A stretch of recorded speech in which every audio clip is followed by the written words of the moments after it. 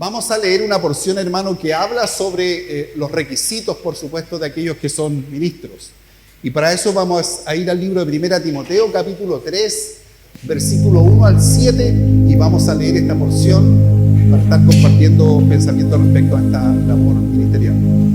Los invito a que estemos en pie para leer esta porción, este día de las vocaciones pastorales. 1 Timoteo, capítulo 3, versículo 1 al 7, dice: palabra fiel, si alguno anhela obispado, buena obra desea. Pero es necesario que el obispo sea irreprensible, marido de una sola mujer, sobrio, prudente, decoroso, hospedador, apto para enseñar, no dado al vino, no pendenciero, no codicioso de ganancias deshonestas, sino amable, apacible, no avaro, que gobierne bien su casa, que tenga a sus hijos en sujeción con toda honestidad. Pues el que no sabe gobernar su propia casa, ¿cómo cuidará de la iglesia de Dios? No un neófito, no sea que envaneciéndose caiga en la condenación del diablo. También es necesario que tenga buen testimonio de los de afuera, para que no caiga en descrédito y el lazo del diablo. Amén. Pueden tomar asiento.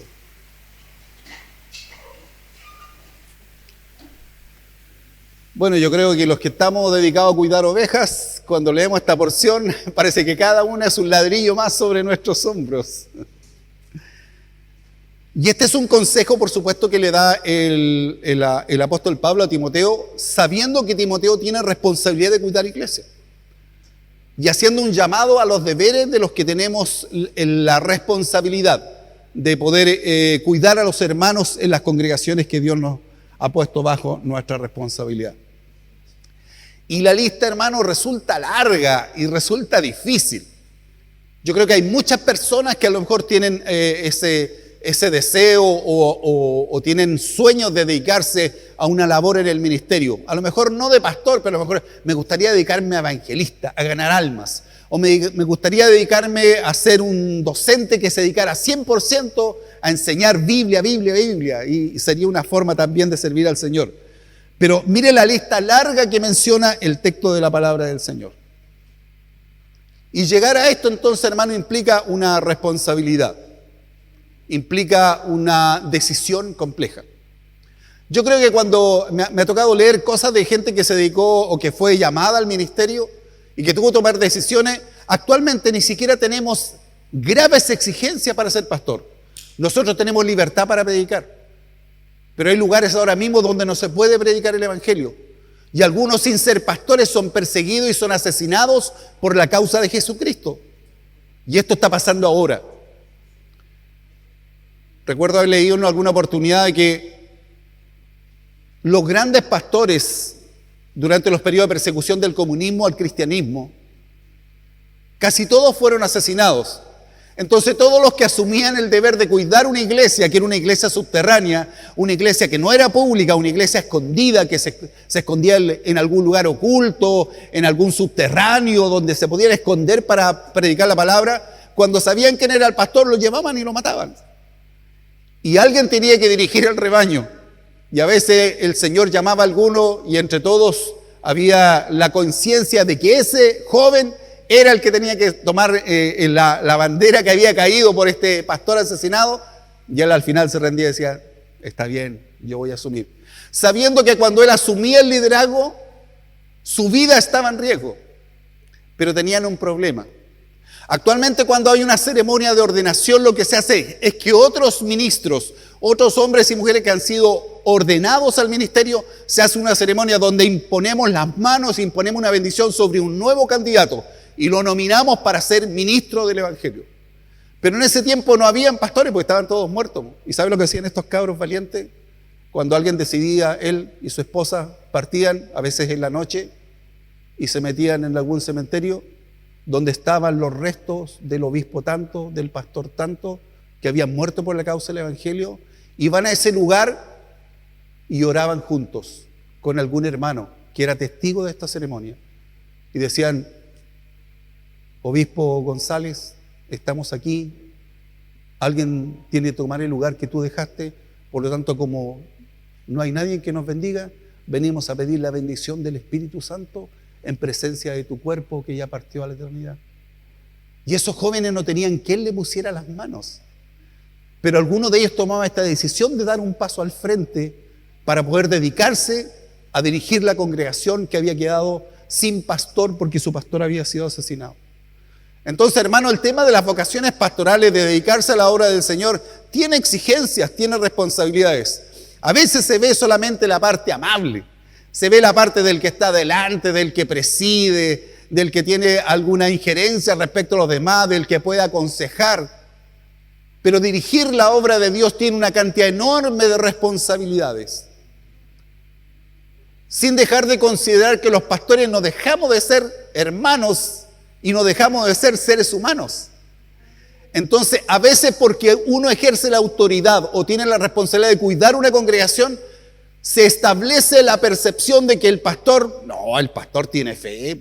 No, el pastor no es un hombre de confianza.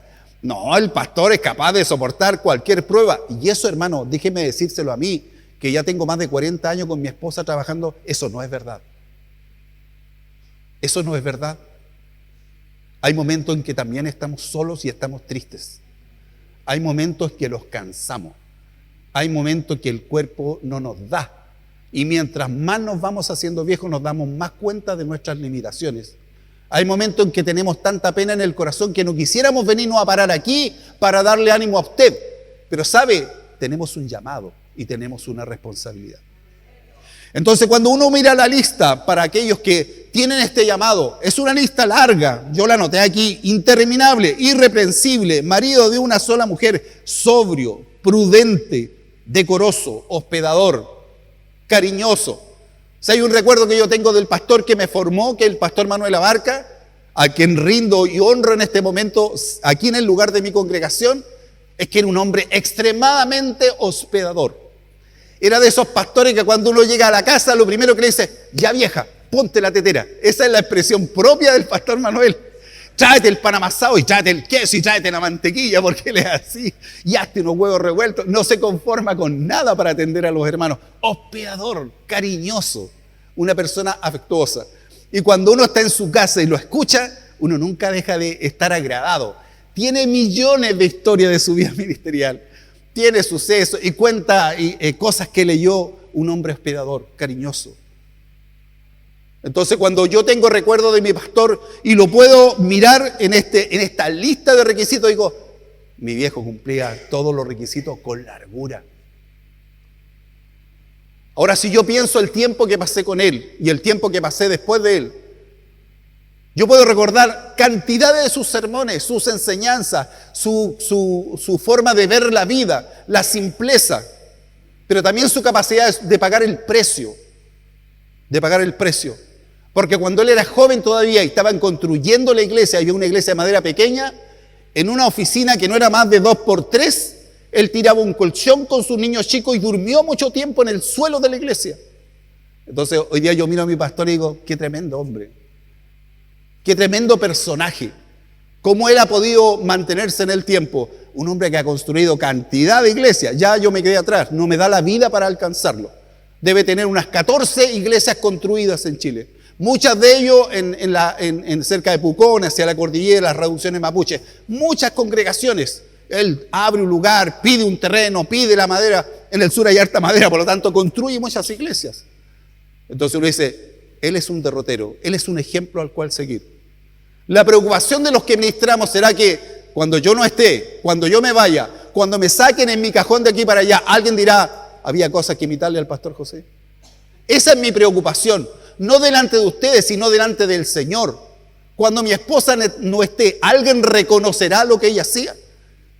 Porque hay un precio que pagar cuando uno se dedica al ministerio. No es simplemente la ventaja de estar en este lugar.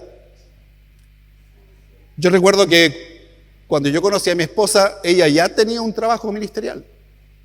Ella estaba en las calles, trabajaba con niños. Tenía unas Biblias que mi suegro le había traído de sus viajes en la Esmeralda, enormes, unos libracos así de grandes, con imágenes, y ella se Vestía al tipo hippie en ese tiempo, faldas largas, hartas flores, morral cruzado, y partía entonces con su papá. Y su papá entonces se ponía en una esquina y tocaba la trompeta, el hermano Guzmán, y venían los cabros chicos. Y ahí entonces Inés, 16, 15 años, le decía, ya, se sientan aquí, vamos a hablar del Señor. Hacía unos juegos, cantaba y le predicaba el Evangelio. Desde ese tiempo hasta ahora. Es la misma que ha organizado las dos organizaciones pastorales de este país, las organizó mi esposa. Entonces, hermanos, el trabajo de la obra implica responsabilidades. Ahora, ¿será que nosotros podemos reconocer a los que nos enseñaron? Por eso recuerdo a mi pastor. Y recuerdo su trabajo, su labor. Ahora ya está muy mayor. Hace poco me decían que le cuesta predicar. ¿Quién va a estar en este lugar cuando a mí me cueste predicar? Cuando ya se me olviden las cosas. ¿De qué le estaba hablando? No, sí me acuerdo. Lo tengo anotado aquí, para no olvidarme. Entonces, hermanos, la labor del siervo del Señor tiene una imagen que es la imagen externa, en lo que se ve. Lo que pasa detrás de bambalina es mi relación con Dios, en lo que yo vivo con el Señor. Yo paso las dificultades, yo tengo que luchar, yo tengo que mantenerme en pie, yo no puedo flaquear. Cuando todo el mundo se ponga hacia atrás, que no se atreva, se supone que el líder tiene que estar al frente y decir, hermano, Dios nos va a ayudar, Dios va a abrir puertas, Dios va a bendecir, Dios va a hacer cosas poderosas. Para Dios no hay nada imposible, Dios lo va a hacer. Y eso es una labor que por supuesto tiene que ver con los atributos del ministro. Apto para enseñar. Si alguien está en el ministerio, la Biblia le exige que sea apto para enseñar. No puede no tomar la responsabilidad, porque si está frente a las ovejas, tiene que cuidar las ovejas. Y las ovejas se cuidan con el conocimiento de la palabra. Podemos llegar a un acuerdo en cualquier tema de costumbres. Podemos levantar las manos o no levantarlas. Podemos nosotros cantar, usar corbata o no usar, dar tres gloria a Dios, no darla. Todo eso podemos llegar a un acuerdo. Pero ¿sabe lo que nunca puede faltar en la obra de Dios? Es el conocimiento de la palabra.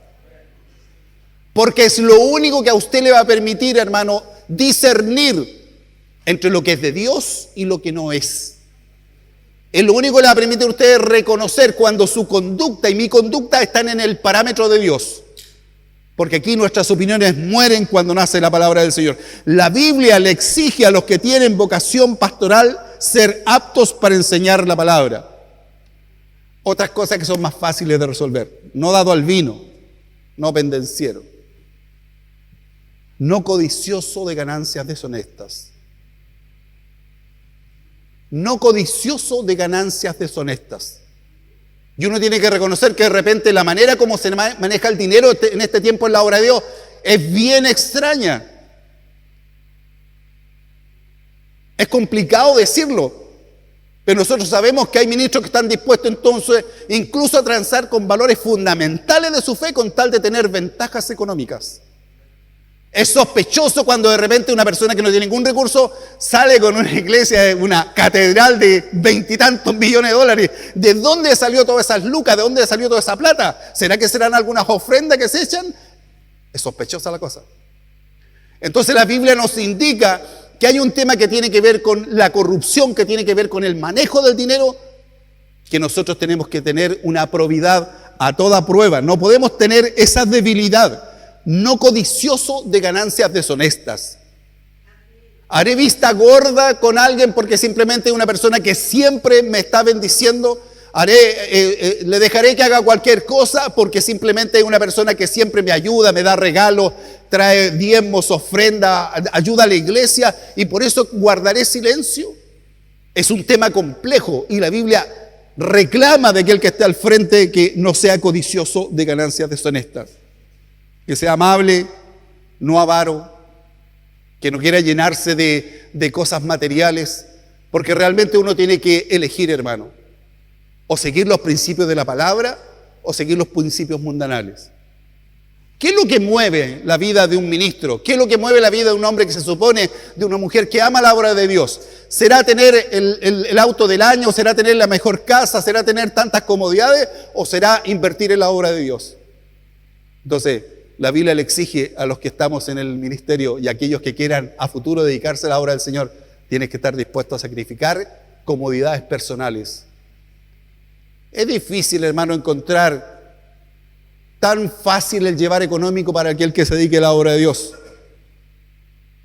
Entonces la Biblia nos exige ese tipo de características: amable, no avaro, que gobierne bien su casa. ¡Qué tremendo desafío! Que gobierne bien su casa, que cumpla el rol que Dios le asigna, que sea el líder de su familia, que por supuesto motive a sus hijos, a sus nietos, que en todo se vea que él tiene una conducta de acuerdo a los principios y los valores de la Biblia. Es el llamado que hace el Señor a aquellos que tienen este llamado. Y termina con dos cosas que son notables. En primer lugar, que no sea un neófito. Es medio complicado definir lo que sea un neófito, pero un neófito más bien es una persona que se deja llevar por la fascinación de la imagen y no tiene experiencia. Entonces, frente a esta inexperiencia, sigue caminos que por supuesto son caminos equivocados. No un neófito, no sea que envaneciéndose caiga en la condenación del diablo, envaneciéndose, tratando de aparecer y demostrar algo que no es. Un neófito es una persona que no tiene conocimiento, que no tiene fundamento, que no tiene raíces. Por lo tanto, frente a cualquier decisión se equivoca. Toma decisiones parciales, actúa en forma, injusta. Un neófito. No sea que envaneciéndose caiga en descrédito. Y por último, no solo debe ser bien visto por los miembros de su iglesia, sino que también debe tener un buen testimonio para la gente que los rodea. Porque a lo mejor en la iglesia el pastor es amado, respetado, pero si uno le pregunta a los vecinos, no, ese caballero canuto es más mal vividor, le molesta todo, le molesta a mi gato, mi perro, reclama por todo. Si la hoja de mi árbol se cae, me viene a reclamar que cayeron las hojas de los árboles. Es insoportable el viejo. Si es así, evidentemente la Biblia dice que no podría ser un pastor como lo declara la palabra del Señor. ¿Cuál es nuestro testimonio con nuestros vecinos? Yo creo que nuestros vecinos son los primeros que dicen cómo somos nosotros como personas. Entonces, mire, también es necesario que tenga un buen testimonio de los de afuera para que no caiga en descrédito y el lazo del diablo. Cuando la gente habla de nosotros, dice, no, él es pastor, él es evangélico. Cuando hablan de nosotros como evangélicos, como personas correctas, eso es lo que Dios espera de nosotros. Y no solo de los pastores, sino de todos nosotros. ¿Cómo opinan los vecinos de nosotros? ¿Cuál es nuestra actitud? ¿Somos gente jodida, complicada? Porque hay gente jodida. Hay gente que le molesta a todo, no colabora en nada. Si hay que poner una cuota para poner cámara, no, nosotros no participamos, nosotros no tenemos nada que ver. ¿Qué es eso, hermano? Tenemos que cooperar con la comunidad. Y la Biblia dice que si alguien tiene vocación, tiene que llevarse bien con las personas. Pero algunos salen a barrer y todos los demás vecinos se esconden porque sabe el caballero es jodido, algo le va a hallar. Entonces, la Biblia dice que los que se dedican al ministerio no pueden ser así.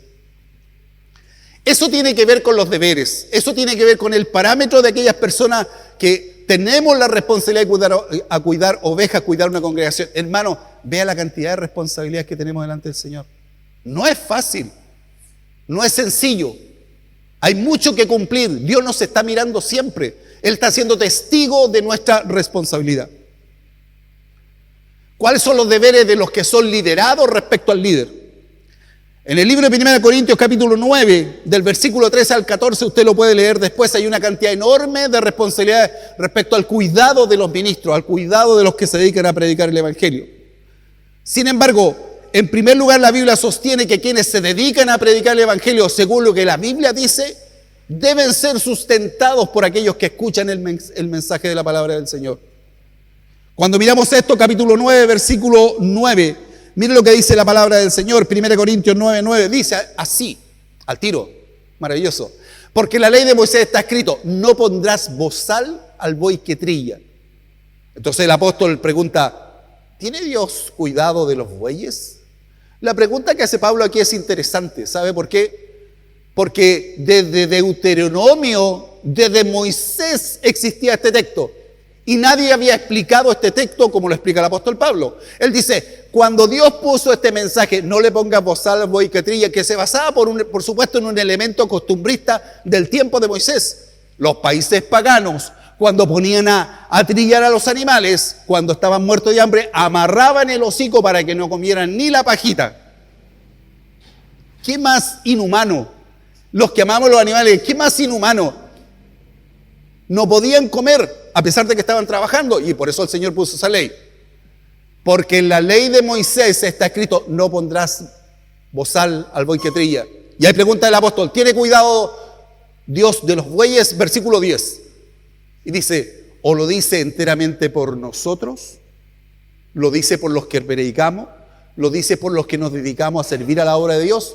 Y él dice, inspirado por el Espíritu Santo, pues por nosotros se escribió, porque con esperanza debe arar el que ara, y el que trilla con esperanza de recibir del fruto. Por lo tanto, lo que el apóstol declara respecto a quienes se dedican a predicar el Evangelio claramente es: el que predica el Evangelio debe ser sustentado. Ahora, ¿el apóstol siempre era sustentado? No es así. Había momentos en que Pablo no le llegaban las transferencias, no llega ninguna transferencia, ni de Efesios, ni de Colosenses, ni de ninguna parte. Y decía: chuta, no han transferido los hermanos. Bueno, ¿qué hacemos? De brazos cruzados no nos vamos a quedar, decía el apóstol Pablo. Listo, vendamos unas carpitas, listo. Y como él sabía hacer carpa, se reunía con algunos amigos, y tomaban un contratito para entregarle unas carpas a algunas personas y se ponía a trabajar. Entonces, a mí me ha tocado a veces escuchar a personas y ministros del Evangelio que miran con tanto desdén a aquellos que hemos tenido que hacer las dos cosas: trabajar desde el punto de vista espiritual y trabajar también desde el punto de vista secular. Y sin embargo, el príncipe de los apóstoles hacía eso. Cuando no tenía plata, no se quedaba de brazos cruzados, no se quedaba lamentando y llorando: Señor, mueve algún corazón que venda una camioneta para que me dé el diezmo. No hacía eso el apóstol Pablo. Lo que hacía, se ponía a trabajar y a producir y a esforzarse para poder tener para sus necesidades. Ahora él tenía muchas necesidades que muchos de nosotros, porque era solito, así que tenía que ver simplemente con que él tuviera comida, ropa, cómo viajar, suficiente. Pero él no se quedaba de brazos cruzados. Lo que Pablo dice en forma inequívoca es que los ministros deben ser sustentados. Y yo lo digo, hermanos, porque si nuestra congregación es una congregación pequeña, si tenemos sueños de crecer, si tenemos sueños de que la obra avance, si tenemos sueños de abrir muchas congregaciones para que prediquen el Evangelio, muchos lugares para que enseñen la Biblia, necesitamos más ministros, necesitamos jóvenes, hombres y mujeres jóvenes que digan: pastor, yo quiero asumir la responsabilidad. Pero ese hombre y mujer come, ese hombre y mujer se viste, ese hombre y mujer tiene que mandar a sus niños al colegio y a la universidad, y para eso necesita ser sustentado, hermano.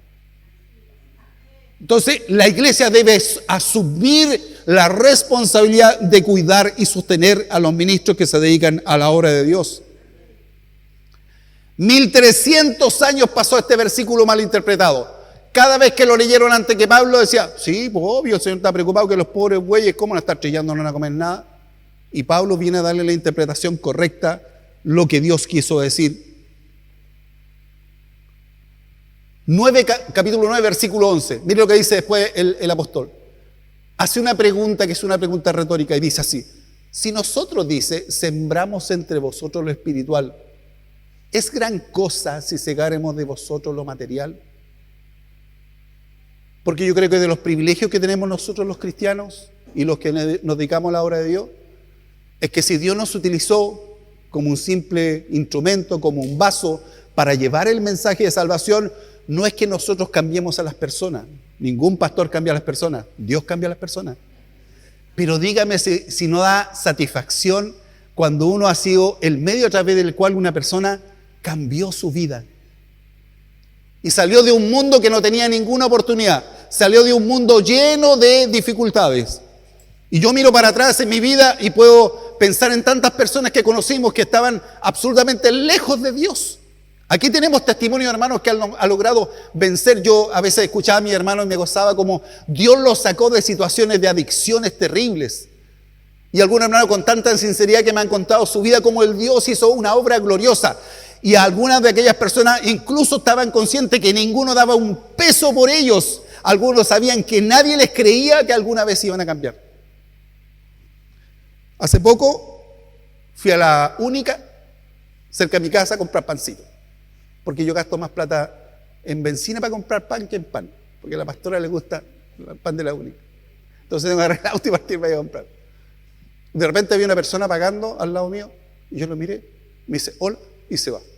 Y después que se fue, yo me acordaba que ahora es un hombre, adulto, yo creo que un poco menor que yo, y yo lo conocí en un tiempo cuando su mamá le daba comida escondida en la cocina porque ni su familia lo quería recibir. Estaba metido en la droga. Y su papá le prohibía que lo aceptaran en la casa. Entonces, mire, si yo digo que yo lo gané para la obra del Señor, me estoy pegando un carril. ¿Sabe cómo se convirtió él? Lo mejor que se usaba, el papelito mejor para hacer los pitos marihuana, eran los papelitos del Nuevo Testamento. Llamaban los Nuevos Testamentos, le gustaban los Nuevos Testamentos. Entonces era un papel de muy buena calidad.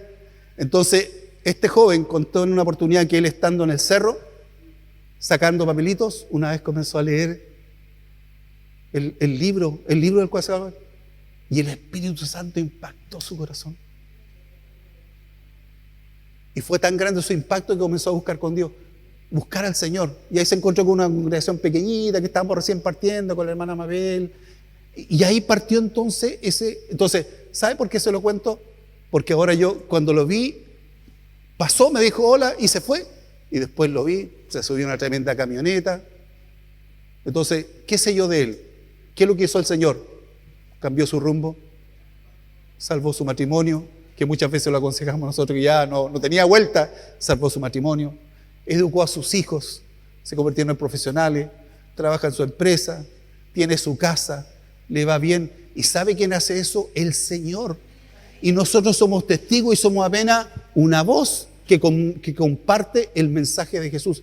Pero yo no puedo dejar de tener gratitud que Dios me haya elegido a mí para enseñarles los fundamentos de la fe. Con millones de defectos, pero en cuanto a comunicar el mensaje de la fe, Dios hizo una bendición con él y con su descendencia. Mire los cambios. Entonces, cuando la Biblia dice, si nosotros sembramos entre vosotros lo espiritual, ¿es gran cosa que saquemos de vosotros lo material? ¿Hay algún problema en que los ministros sean sustentados cuando están sembrando cosas espirituales? ¿Cuánto cuesta el cambio de una vida? ¿Cuánto cuesta el salir de una vida miserable en medio de las drogas para convertirse en un dueño de casa? Que ayuda a su casa, que construye, que arregla su casa, que educa a sus hijos. ¿Cuánto cuesta, cuánto se paga por un padre que fue 27 años alcohólico y que de repente Jesús lo cambió y cambió la vida? Y había pan y había comida porque antes no había, simplemente por la adicción al alcohol. ¿Cuánto cuesta eso? ¿Cuánto se valoriza eso? Entonces, a la luz de la Biblia, aquel que predica la palabra debe ser sustentado. Versículo 13 y versículo 14. Hay un texto que es importante considerar. Dice, ¿no sabéis que los que trabajan en las cosas sagradas comen del templo y que los que sirven al altar del altar participan? Esto lo dice el apóstol Pablo hablando de la gente del Antiguo Testamento. Entonces yo noté en mis apuntes aquí. 9:13, Antiguo Testamento. Esos son los levitas. Esos son la gente del Antiguo Testamento. Y si alguien hace esto y dice, pastor, pero ahí se está pegando un carril. Porque eso no está hablando de este tiempo, está hablando de los levitas del Antiguo Testamento. ¿Y qué tengo que decir yo? Toda la razón del mundo. Pero ¿qué es lo que le dice el versículo 14? Dice así también ordenó el Señor a los que anuncian el Evangelio que vivan del Evangelio. Primero el apóstol habla de lo del Antiguo Testamento. Antes los ministros eran sustentados, los que ministraban la iglesia. Mire, y era tan importante porque todos los levitas eran sustentados. O sea, si nosotros fuéramos una iglesia con suficientes recursos, como es en Estados Unidos, ¿sabe? Hasta los músicos deberían tener el sustento, no tendrían que trabajar en nada. Eso es bíblico, porque también son levitas, están dedicados al servicio. Entonces en Estados Unidos tenemos el músico que toca el piano, ese hermano está dedicado 100% a la obra del Señor. Él ve eso, ve las clases de los niños, ve las músicas, ve las coordinaciones. Hay un director de música que se dedica exclusivamente a predicar sobre el tema de la adoración, tiene que ver las escuelas de música y se dedica 100%, no tiene que trabajar en otra cosa, porque es un levita, porque está dedicado a la obra del Señor. Por lo tanto, en el Antiguo Testamento los levitas eran sustentados. ¿Qué dice el Señor? Así también ordena el Señor a los que anuncian el Evangelio, que vivan del Evangelio. Así que, hermano, esto no es una cosa inventada, no es por conveniencia, es simplemente lo que dice la Biblia. ¿Cuántas veces yo hablo de los deberes que deben tener los miembros con respecto al pastor? En este día.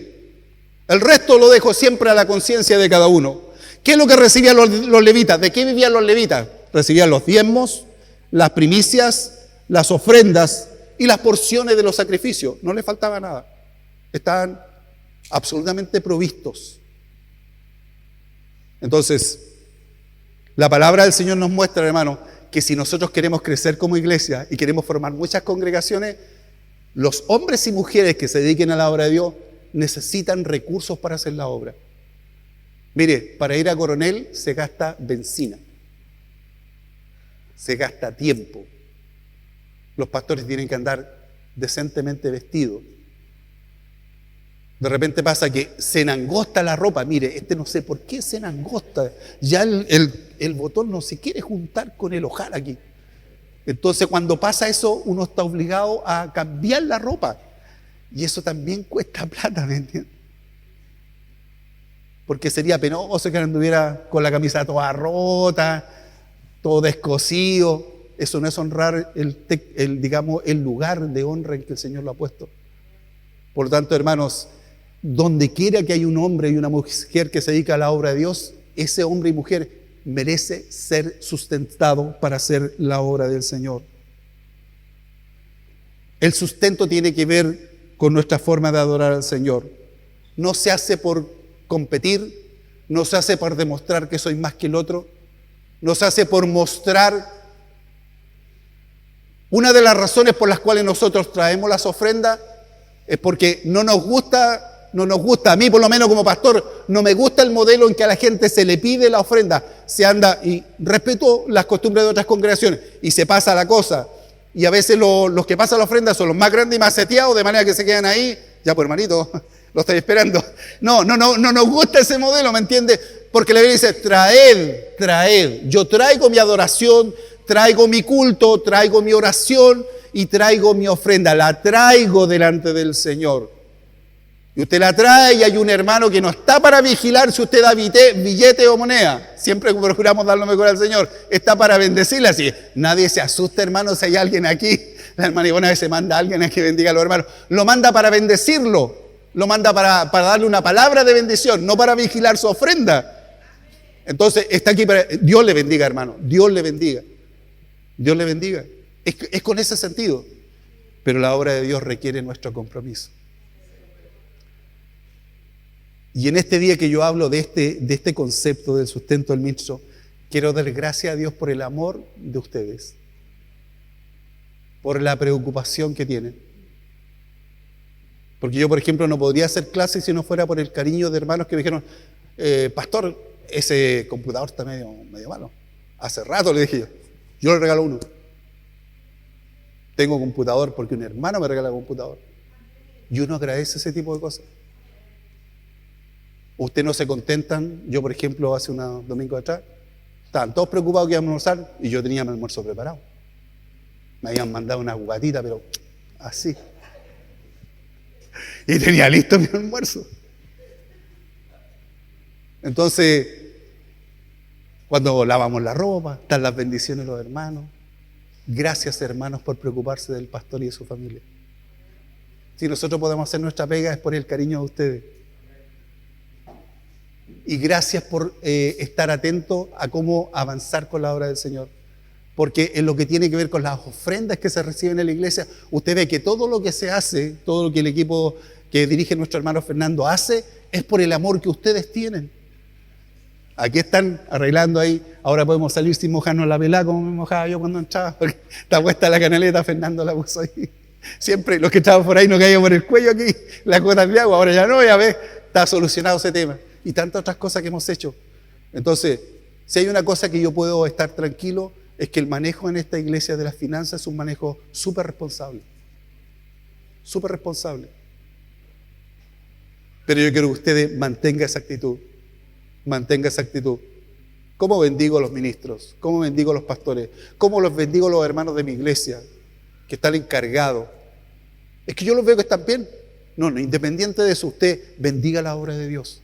Porque hay un principio de la Biblia que dice así: el que siembra escasamente, cosecha escasamente. Pero yo, si ustedes les contara cómo han sembrado los que están aquí, es que usted se me da de espalda. Porque a veces cuando alguien dice, es que otro lleve los tallarines. Oiga, ni le cuento cuánto cuestan los tallarines que están puestos por allá atrás. Ni les cuento. ¿Me entienden? Entonces, cuando uno siembra con amor al Señor, porque esa es la gracia, hacerlo por amor al Señor. No es una obligación. Nada, es que todos dan. Por eso, hermano, usted aquí nunca va a ver una lista de los diezmos de la iglesia. No lo va a hacer. No es la forma. 300 lucas, 50 lucas, 10 lucas. Esto tan poquito. Y usted mira y no, eso no se hace. Eso no es ético y no corresponde. Porque lo que damos para el Señor es una cosa para el Señor. No es para andarnos ufanando. Por eso yo doy gracias a Dios por el cariño de los hermanos, que se acuerdan de los pastores, que se acuerdan que necesitamos movilizarnos, gastar benzina y cumplir la responsabilidad del pastorado. Nosotros llevamos muchos años en la obra del Señor y en ningún libro de tesorería usted va a encontrar gastos de Santa Cena, nunca. Porque nosotros entendemos nuestro deber y nosotros también tenemos que aportar a la obra del Señor. Y cada vez que usted viene a la casa del Señor, siempre es nuestra necesidad honrar al Señor con nuestras finanzas. Entonces, damos gracias a Dios por eso. Damos gracias a Dios por tener una iglesia que se preocupa por sus pastores. Y si usted no lo ha hecho, a lo mejor esta es la oportunidad que diga, yo también quiero bendecir al pastor. Entonces, siempre ponemos dos ofrenderos. Un ofrendero que son las ofrendas de la iglesia y un ofrendero que es si alguien trae algo especial para los ministros, para los pastores de esta iglesia. A nadie se le obliga. Voy a volver a predicar de esto el próximo año. El próximo año voy a hablarle que es deber de ustedes sostener a los ministros de esta iglesia. Porque eso es lo que dice la Biblia. Eso es lo que dice la palabra. Entonces, si usted le desagrada este tema, el próximo día, 1 de mayo más cercano, no venga al culto porque voy a predicar exactamente lo mismo. Y le voy a recordar si usted realmente... Oiga, uno dice, qué rico perfume. Yo uso perfumes que jamás me compraría. Hay gente media loca que se gasta cantidad de plata para hacerle un regalo al pastor que yo no aprobaría porque no, por favor. Pero si tengo un perfume, usted dice, el pastor usa unos perfumes ricos, no me los compro, hermano. Hay hermanos de aquí, amorosos, que me los regalan. Y yo doy gracias a Dios por el cariño de ellos. La pastora Inés tiene perfumes caros que le han regalado. La pastora Inés siempre va a la peluquería porque Dios la ha bendecido. Cuando ella dejó de trabajar, le dijo, Señor, pero yo gano mi sueldo, voy siempre a la peluquería y siempre tengo perfumes, Señor, si tú me provees, yo dejo de trabajar. Dejó de trabajar y nunca le ha faltado. Yo he ido a Santiago y dice, pastor, este es el perfume de la pastora, ¿se lo puede llevar? Y yo digo, igual que el apóstol judío, con este se podrían haber construido tantas cosas en la iglesia. Pero es un regalo para la pastora Inés, no es para mí. Y yo se lo traigo con mucho cariño. Digo, mira, te mandaron esto de Santiago. Oremos por los que tienen responsabilidad en sus hombros de cuidar ovejas. Hoy día no voy a orar por los hermanos. No le voy a preguntar cuántos de ustedes están pasando problemas. Espérense una semana para que hagamos eso. Hoy día voy a orar por los que tienen el coraje de ponerse al frente de la obra de Dios. De los que han llorado muchas veces y que usted no ha sabido. Así que voy a pedir a Rodrigo, te puedo tutear, Rodrigo, ¿cierto? Denise, ¿puedes venir aquí? Carlito, Mónica, son nuestros pastores en Coronel. Vengan aquí, vamos a orar por ellos. Esposa, ¿puedes venir conmigo? Chiquillos, colóquense aquí.